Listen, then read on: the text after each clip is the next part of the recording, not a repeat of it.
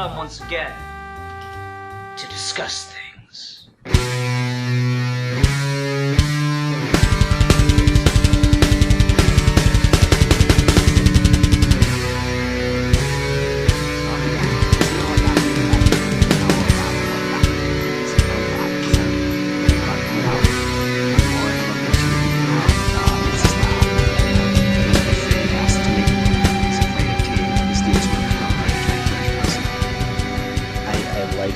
This is a good plan. Alright, hi everyone, welcome to another episode of Geeky Gentleman Fan Film Reviews. I'm Sid Part 2, joining me today is... Oh no, I'm exposed for fun. Yes, today we're discussing what fan film, Alfie? The Bat in the Sun production, very recent, a couple of months back now, Batman Dying is Easy. Indeed. I think this is only the second time we've talked about Bat in the Sun on the channel, which is interesting. For me, Bat in the Sun was very formative of me getting into fan films. Their Patient J fan film was one of the earliest ones I ever watched, and you know, I would argue it's kind of iconic in a way when it comes to fan productions, and they really kept doing it. They kept doing things and making more and more, and up until City of Scars in 2011, so 10 years ago, they made City of Scars, which is just crazy to think about, but it's such an iconic thing in the fan film community at this point. And now here they are 10 years later before they've really touched another original fan film, it seems. They were in the middle of one that was episodic, if I remember correctly. I don't even remember the name of it, and then they just kind of stopped doing that, and they did the superpower beatdowns for a long time, and I think they're still doing those. But yeah, we talked about City of Scars on the show before. I don't particularly care for it that much. You can go watch that review if you want.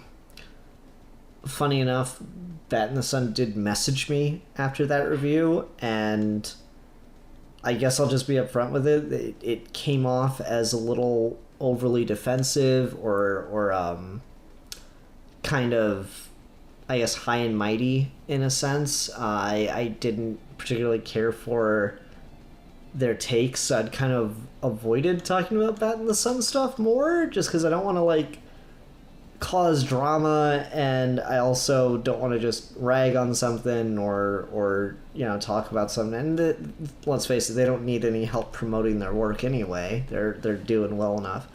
No hard feelings about it.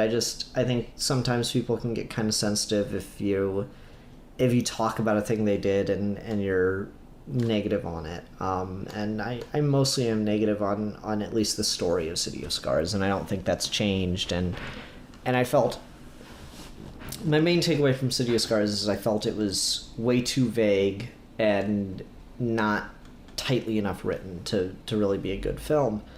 And this one, I will say, I think there's marked improvement. I don't feel that's the case here. I don't feel like this is meandering. I don't feel like this is too vague or like it's leaving too much open.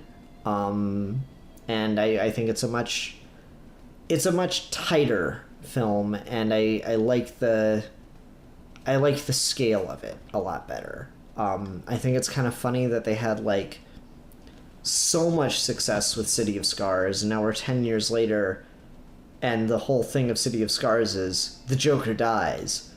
And we're 10 years later, we're making another fan film with the same bat symbol and the same Batman actor and same Joker actor, and the Joker's still alive. So I'm like, is this crisis situation? Is this prequel? What's the deal here?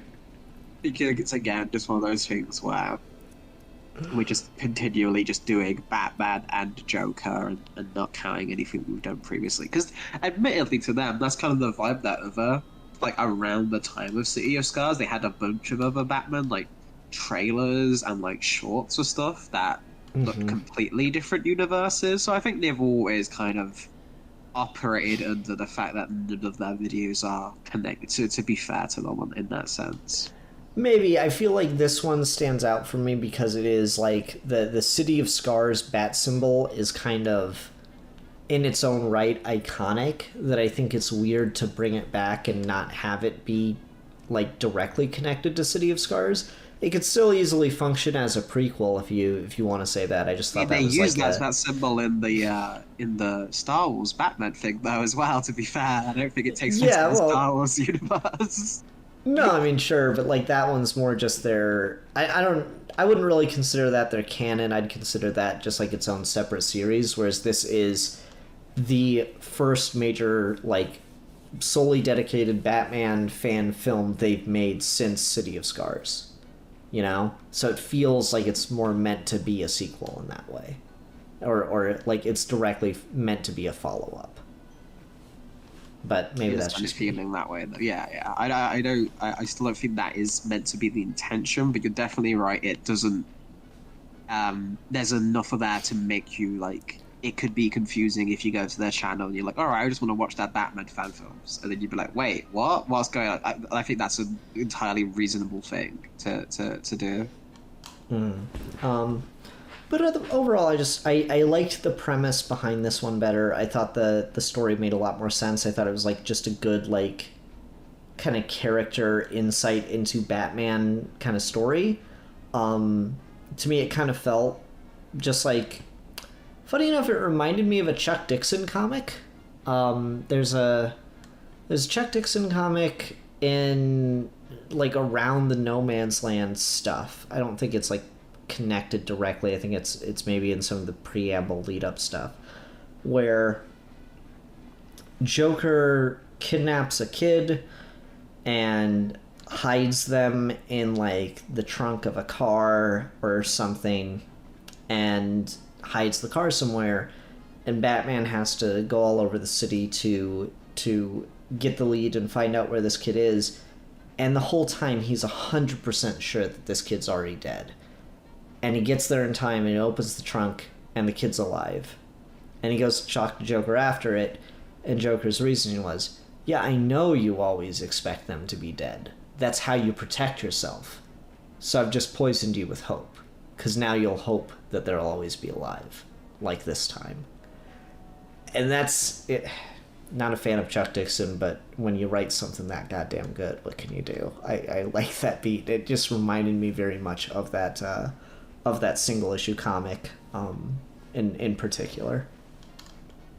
And I think, for my opinions on that, comparing it to a Chuck Dixon comic is true in a less positive sense.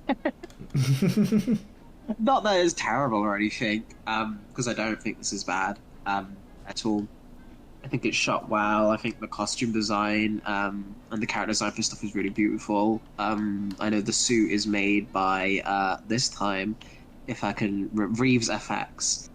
Is a cosplay I've actually bought stuff for myself from, as I bought a Daredevil cowl from him, and he's worked on a couple of bigger productions now, so it's really cool to see him do a fan work thing. He actually made for the CW, he made the Flash costume for when they were trying to bring back the 90s Flash, like the same actor. They couldn't recreate the costume, so they got the cosplayer to bring their version of it, because it was so like one-to-one. So I Reeves Effects does fantastic work on the Batsuit. Kevin Porter is definitely the best fan film Batman. He's kind of he's their go-to, but he's been in a couple of other on Bat and the Sun things as well, and he definitely looks very much like a Bruce Timm kind of Batman. Bruce Wayne, draw a line and stuff like it. He's got the great voice for it as well. He fills out the suit nicely, and the Joker actor this as well is the director Aaron Schnoke, and he's played Nightwing. He's like the other guy who kind of does the thing I have to do, where it's just like, oh, if we don't have another actor, I'll just do it myself, kind of thing. But he does a good job as the Joker as well. So I don't think any of that is bad or like technically lacking. I think in the sense of, like just said, the same way like a Chuck Dixon comic can be fine. I think more so in the sense that the fact that this is such a kind of passion project, and so much was put into it from the fandom, and so much other stuff is going behind it, the fact that the actual thing itself just feels like a Batman comic that you could pick up and put down, and there's not much else to it, outside of like references to other material and stuff, and it felt like there's not much here that was accomplished aside of that, which for a fanfic is fine normally, but when you're this big and this isn't your first, I guess I'm just kind of weirded out as to why they did this script. Like, Yeah, I guess. what did you say here that you haven't already is like my thing. No, I guess I can see that. Like, to me, I guess I found it more refreshing because I was kind of worried it would, in my opinion, despite the vagueness of how it's written and the problems I have with the writing of City of Scars. Like, City of Scars feels like it is trying to do more of the thing you're talking about, where it's like trying to make a statement, it's doing a big thing, it's the death of the Joker story, right? Like, that's like fans doing a big deal kind of thing that the comics probably would never actually commit to doing. And this is why, because then you can't market the Joker for your next thing like this does, but whatever. So this this I guess I enjoyed more because I had such a kind of lukewarm reaction to City of Scars. So I thought doing something more small scale story wise that isn't as impactful but is instead more interested in just making a statement on Batman's character and like the way he believes in things, and the statement, like, it's a very pessimistic view but still like a kind of inspiring or heroic, not inspiring, it's still it's a pessimistic way of showing Batman being a good person. You know, like, I found that interesting because if you wanted to make the argument, like, if you wanted to do the blue checkmark Twitter hot take on Batman, right, of, oh, he's just a rich guy who goes out and beats up people to get off on it, and then you can show this because this is a problem that Bruce Wayne's money could not solve. This is a problem that you needed Batman for, because otherwise, he's right. If you don't have the closure, you're kind of, as a survivor of a victim of violent crime or a survivor of a family that has someone go missing, you're kind of always left with a hope that kind of poisons you. And Batman's, in a way, an example of that. He's never able to get the closure in this version because of Joe Chill, and that's something that goes back and forth in the comics, of course, but personally, I don't think it matters as much to the character, but I think it works for the take here. He's a character that's kind of like been affected so much by the what could have been, by the unanswered question, that providing that answer, even if it's not the one you want it to be, is a good thing for someone to be out there doing. And to show that Batman will go to incredible lengths even when he's certain that the answer is going to be sad is, I think, a worthwhile statement on the character.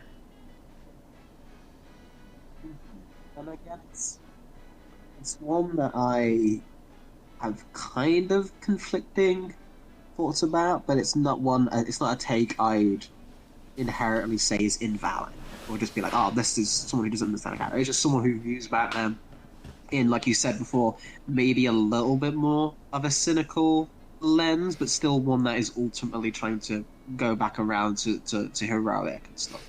So I think it's a take that is valid. I think my sense on the scale of even isn't that. I think for fan films in general, even if you have this much as much funding as Bat in the Sun does, there's still a limit to locations, there's still a limit to effects, and there's still a limit to where you can go and what kind of actors you can get and stuff that doesn't really go away until you get like a production. So I'm not even necessarily saying like, oh, they should have made it like a more of a quest to find the Joker, because there's really like only 2 locations in this, maybe 3. I'm more so just curious as to why the basic premise of the Joker is we're dealing with the Joker and death and Batman's no kill rule and Jason and Barbara and that kind of relationship, as opposed to someone like Hugo Strange or Raish or Bane or like Poison, like this literally anyone else kind of thing is why the Joker again. And like I was kind of expecting this, like, all right, maybe they'll show me something I haven't seen before to kind of justify that. And I don't think it does, which for the Joker specifically, I think is kind of it's kind of his kryptonite is if you're gonna do him, you need to make sure you are bringing the inherent nature of the Joker is being unpredictable. You kind of have to meet that as a challenge as a writer, is you do kind of have to. All right, it's literally impossible to think of something the Joker hasn't done because he's done everything, but like at least give it a go, like at least try a little bit more. This to me feels like it's I don't know. I'm having a hard time articulating precisely what I feel about I mean, it. I'd agree with you that I don't love the portrayal of Joker in this. I think it is kind of... It's a little small potatoes. I do like this type of story that's done with Batman and the Joker, where, like, Batman's got Joker so figured out that he can kind of play up to him and get him to slip up. You see takes like that in like a lot of animated series episodes and stuff. The Batman will do stuff like this. And that's not like a take I'm kind of like you. I'm like, I don't necessarily agree with that take. I don't love when I see it, but it's perfectly fine. I don't mind it, certainly. And I think that's kind of what you get here is like it's all just a scam to grift the Joker into revealing the location of the dead police officers. I don't love the scale of it in that regard. I do kind of wish the Joker was like, I like the Joker to be a little bit more in control of things before you would do a reveal like that. I think the reveal is kind of, it is a little small potatoes that like, oh, Joker, what are you going to be remembered for? You're completely defined by me. Well, I killed those 3 police officers. Yeah. That one kind of was the biggest throw to me. I'm like, that doesn't... Like, that's the Joker's Tuesday, you know? Like, he kills the 3 police officers on his way to do something bigger. Was more the problem I had with it, of like, I just didn't see that as the kind of thing the Joker would rub in his face, you know? Mm-hmm. It feels like if the Joker's dying, it makes sense that he'd want to double down on letting Batman kill him. Like, that makes sense. Like, that is yes, that would be his number one priority. It's like, all right, I've got a ticking clock now. I have to do this now or never. This is it. We're showtime, baby, you know? Final card. Like, he'd get hype about it. He'd be like, all right, now I can't just mess around. This game has to end now, kind of thing. Yep, that's what Last Laugh is 100% about. But even then, even within like Last Laugh, is you can still keep that, because that's such a worldwide level story. You can still keep that in the confines of like a street level Joker kind of take. Just maybe make it a little less Jack Nicholson, a little bit more Heath Ledger in terms of like running everyone ragged. Like, even if it's just a case of just like, I don't know. The obviously the generic thing is to go to there's a bomb that he needs to find or something kind of thing, and that's not the move to make, because it's bigger scale, but it's more just kind of, well, yeah, of course everyone kind of goes for that, but there's something more elaborate, maybe even something more personal, maybe even something more related to Bruce himself, if this is the Joker kind of playing the last thinks he's playing the last of his cards. Than just something along the lines of what he mentions when you're referencing death in the family and killing joke. Something of that tier, rather than 3 random police officers who we don't even meet, we don't even see, because obviously they're dead, but like, we mention their families, but we don't even see their families. And yes, that's a limitation, but I also think that's maybe like, you maybe could have got away with just being like, oh, he's kidnapped Tim Drake, and then we see the Tim Drake actor at the end or something, rather than these ambiguous people who we can't, it's hard to relate to it on a bigger level than just like, oh, that's ambiguously horrific because we never see the families involved. We have no personal connection to this. Batman has no connection to it. Even Bullock is kind of like standoffish about it. So I feel like that's a Well, that's what I was gonna kick in because as you were saying that, who I thought of that's in this movie and is mentioned as, he's on vacation or whatever, is Gordon. yeah. That kind of would have been the better move to make the stakes feel a little bit better. But then you're changing the ending at that point because the story can't be that Batman just let Gordon die and like that's the news he's bringing to Barbara. It changes the dynamic when it's a named character. So you're changing what the film is trying to say. It's certainly not a decision for doing this type of story that I envy. I don't think it's something where you can kind of be put on the big brain and be like, well, I wouldn't have made that mistake, because it is a legitimate, like it's a story thing that isn't inherently easy to tackle. I think when that stuff like that happens in writing, you maybe have to take a little step back and just be like, okay, so is this actually saying then what I want it to do, and will this premise itself have the same thing? And then that might be when you need to maybe pull back, and you can still have the beats, because all you need for this is just the setup for the Joker's dying, and Batman is going into the situation that will be revealed that it's actually Batman who has the upper hand. That Batman was fine the whole time. And really around that, you can kind of throw any kind of plot around, because those are your main emotional beats. So the actual plot of the thing doesn't necessarily have to be this, I think, is what I'm looking at, and why maybe as a negative, it's something that maybe should have got more feedback or a couple of redrafts, just to understand that the inherent idea isn't problem. The scenes in the order they aren't the problem. It's just there's no a good one and done Batman story that even is forgettable. Like even then, one of the better examples of a Chuck Dixon comic still has like a good emotional beat.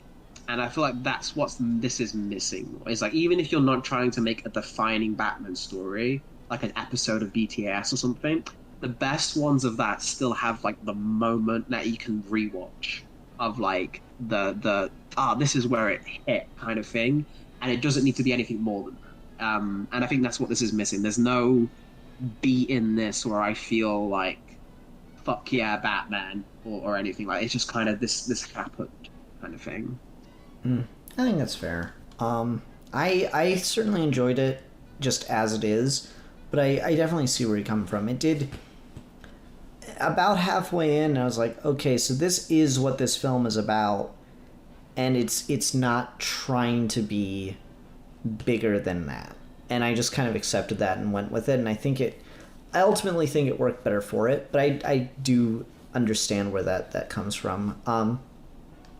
Let's take some time before we get to wrapping up or anything and talk about just like the film on a production level, because I think that's the thing that Bat in the Sun is most well known for, and kind of always has been. Patient J, that's like going back to I think 2007 or something, has always looked amazing. Their Batman Legends ones. I think they did Grayson short. I can't remember on that one if that's them or not. But they've always done and had like a really high quality of production level, especially for fan films. They've always had decent to great costuming, and they've usually gotten pretty solid actors. Maybe not like amazing, but definitely can sell the material. And I don't think they've ever had the problem of like casting too young or anything like that. And I feel that's extended to here. Him walking through Arkham just seems like a really fun time to have filmed. Got a pretty good location for Arkham. Got to see all the inmates. That was really fun. I quite enjoyed that aspect of it. How about you? Yeah, I thought that was fun as well. That's something that they've always the fans getting to play in the toy box kind of thing is appreciative, because I was kind of thinking about this. It was like, we don't really, despite how big and like colloquially known Arkham is in the Batman mythos, like the movies never really touch it. Like there's no like, even like the TV shows or any, like no one really wants to do live action Arkham that much outside of just a couple beats. Especially especially not the comic version of it where you walk down the hall and you see all the villains kind of thing. It's normally the fun of Arkham stories is that this is the place where all the Batman bad guys like have to hang out. It gives it that creepy vibe of as a locale. So fan films and such definitely do normally kind of fill that void of showing us, despite how many Batman things we've seen on screen, like what haven't we? So this also does like we get to see the white eyes for a little bit. We get to see the comic accurate grey batsuit. We get to see Joker with that exaggerated chin and the green hair and everything. We get to see Mad Hatter and like all these little bits that haven't been in a Batman movie. I won't say never because we're going to keep getting those at the end of time. So we're going to eventually cover it. But just the things that the fans want to see that haven't been given to them is definitely a strength, and it's definitely something to mine. We talked about that with like the X-Men in the Deadpool musical, about how just inherently getting to see colorful X-Men costumes gives it like an edge over the movie. Mm-hmm. I think that's less so because the Batman's been better served, but it's still an element to that. So no, I do agree. I think all that's fun. I'm not super wild. I mean, I get it. Yeah, it's not without precedent, and there's a definitely something there to mine in the darker Batman stories. But like, I don't know, Mad Hatter as actually a pedophile is always something that I'm not necessarily here for, but you know, I'm not gonna complain about it either. It's just like Mad Hatter and Toyman have like gotten the thing where they've had to become pedophiles, and like you can't deny that there's like an inherent, if you're gonna do a dark version of this character, that's kind of where you'd have to go where with your it. mind goes. Yeah, absolutely. But the thing I always point to is like the Neil Gaiman Riddler comic, where he's just like, you know, I remember Joker when we kills just people now. yeah. You know, you don't even want to know what fucking Mad Hatter's up to these days. Yeah, no, I mean that's fair. I think it was kind of interesting. Like immediately as I saw that scene, I'm like, oh shit, someone watched RoboCop, because it's like he fucking stopped on his dick, man. Oh, so it's that suddenly, that was probably the thing that I had to. I think that the film got better for me past that point, because that is just, to me, that is the fans doing what they want to see in the bad direction, because it's just pure edgy YouTube comment. I wouldn't even say that's the fan thing. Like there's precedent for it There is. in comics, so There I is. wouldn't even say there's precedent for it from Grant frickin' Morrison, man. Like I don't know what to tell you at that point. Like it's I know, just, but still, it's yeah, you know, Yeah. what other things doing it does not change what it is. I think it's a perfectly valid interpretation for a darker story. It's just something that is inherently uncomfortable. So what do you do with that? Some people are just going to be uncomfortable by it. That didn't particularly bother me, because I think they showed it tastefully. They showed it as like the threat that Batman's stopping. They don't like show it happening. They don't linger on it for entirely too long, you know. So I think that part's at least fine. Sure. They showed it in a respectable manner. I think as well, but what comes to me with when fan works do this specifically is that yes, other writers have done this in their issues for Batman and stuff, but like that's not the only. Very rarely is that the only story that they're dying to tell with Batman. There's going to be another one, right? There's going to be something else. The fact that with fan films your choice is normally like, oh well, we don't know if we're going to make another one. Like even Bat in the Sun, like they talk about is they needed funding for this for Kickstarter. This is not something they could just whip out on a thing. It's an investment to get these things made. It's a big kind of ordeal. So I think the decision and then keeping that in mind to be all right, so what can we show? What is the thing that we want to do with Batman? It's like, well, I always wanted Mad Hatter pedophile on something. It's just a weird decision. Again, that's a me thing entirely. But I just would want to, if I was in the room when that conversation was happening, I was just like, really? Man, every time characters do anything with sex, Alfie gets just wildly uncomfortable. It's kind of hilarious. I think there's a difference between that and child sexy. No, just anything sexual with characters just weirds you out like right away. It's really funny. Like even yeah, child sex sure, but like any time any character approaches anything sexual, you're like, ah, no, I don't want to touch it. It's gross. Ew. So that's I think it is entirely a you thing. Because I really didn't. I don't know, man. I've watched so many fucking like murder mystery and shit shows like that, like your police procedurals, that just putting that level of fucked up shit with Batman in it, I'm just kind of used to it. I'm desensitized to it, I suppose. So it doesn't really hit as anything for me. I just kind of take it at face value of this is just the way this universe works, I guess. So that wasn't a problem for me. One of the things I did want to talk about, because I thought it was just a pretty neat visual effect, little moment, is when he's showing him the pictures of Barbara from the Killing Joke reference, and then like one of them literally like comes to life, and that's the moment where Batman snaps at him. I thought that was just a really cool visual moment. Like that's something to me that like I could 100% see happening in a more artsy Batman film. I thought that was just a really intriguing and interesting move from a filmmaking perspective. Like something that you can instantly get across how uncomfortable it's making Bruce, and also something you could only show in film. You can't do that moment in a comic book. I thought that was a cool use of the medium. Yeah, I agree. I thought that was well done as well.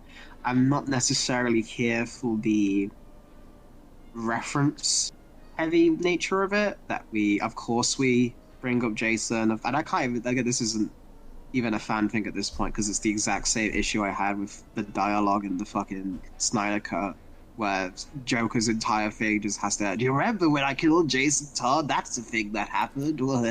It's just like, yes, we get it.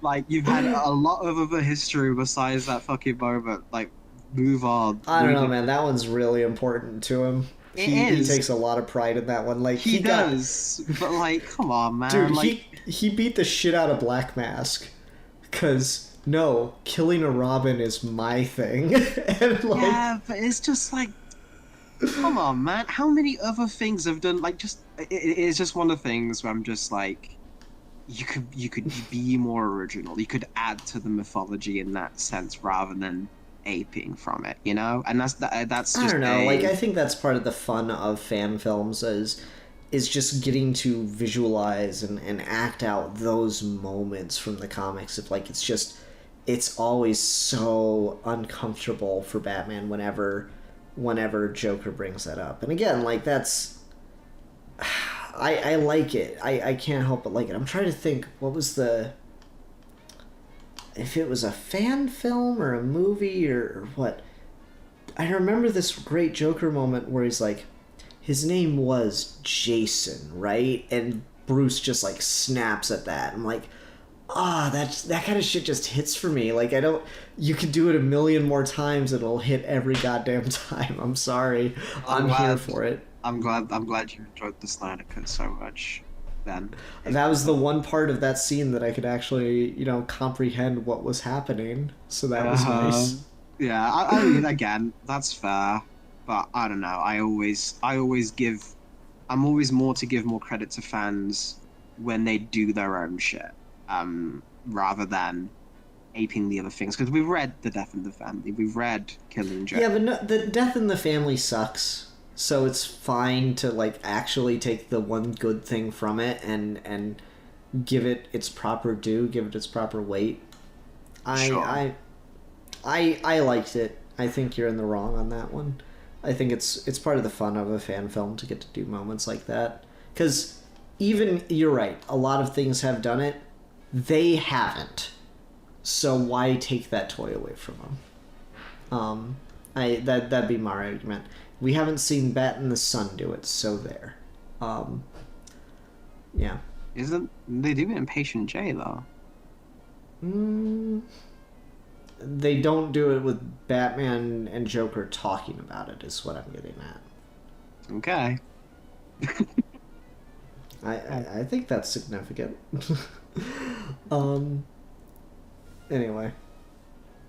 What else? Is there anything else you want to talk about with this from the production standpoint?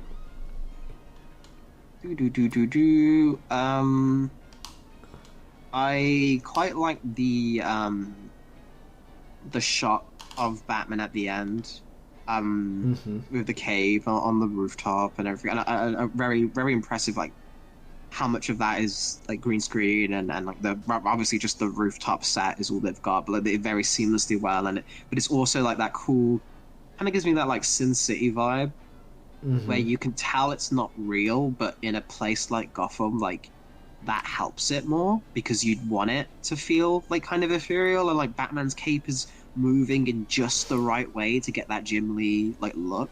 Like it's that extra little touch of stylization that doesn't make it break the film, but it just adds that like little bit of showmanship to it that I always appreciate. So I think that was a cool kind of indicative of the entire style of the film is very comic booky elements. We've got Jarvis Tetch like in the full thing. Batman's in his comic costume. Everything looks like that, but we're also treating it kind of with the same tone as the Nolan movies. I don't know. I think that was a cool aesthetic for Batman. This movie overall, I think it works. It was a good choice. Yeah, and I think that's the thing Bat in the Sun is really good at. Like, even if the stories that they're telling don't hit, they get a vibe of like it really does feel like you're just opening a certain kind of Batman comic, you know?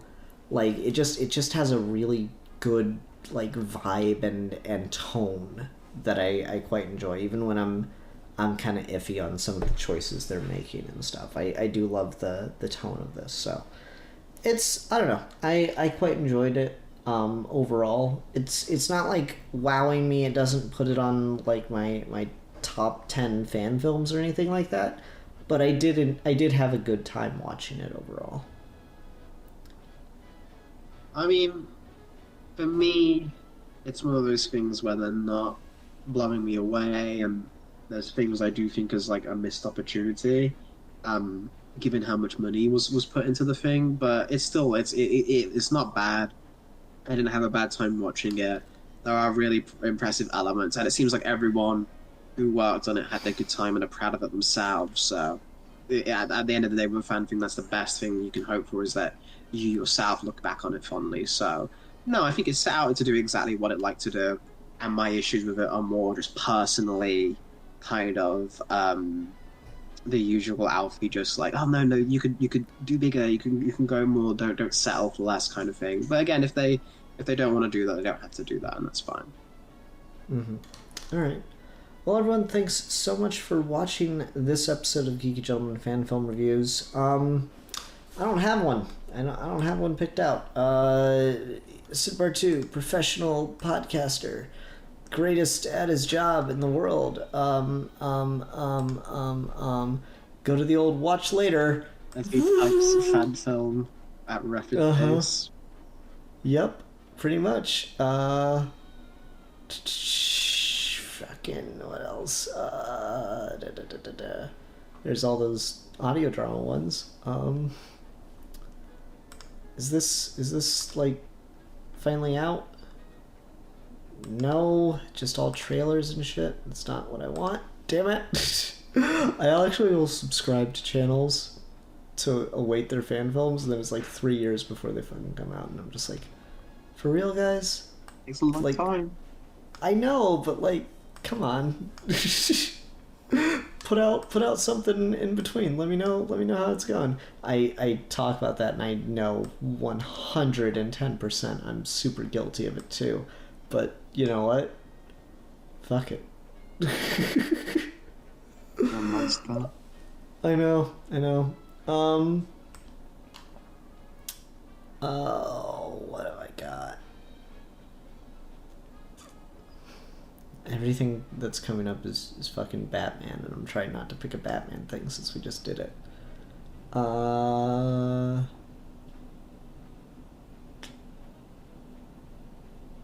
Fucking A. Alright, I'm gonna go down here and pick this one that I skipped over. I was like, I don't know if I really want to talk about that one. But here we are. We're gonna talk about The Three Brothers, The Tale of the Three Brothers short film. It's a Harry Potter fan film. So, we'll do that. Oh, Alright. Oh no. I'm gonna make Alfie talk about Harry Potter. He's gonna complain about the inaccuracies of its Britishness. Alright. Everyone, thanks very much for watching. Until next time, I'm Philosopher. And I am the champion of the oppressed.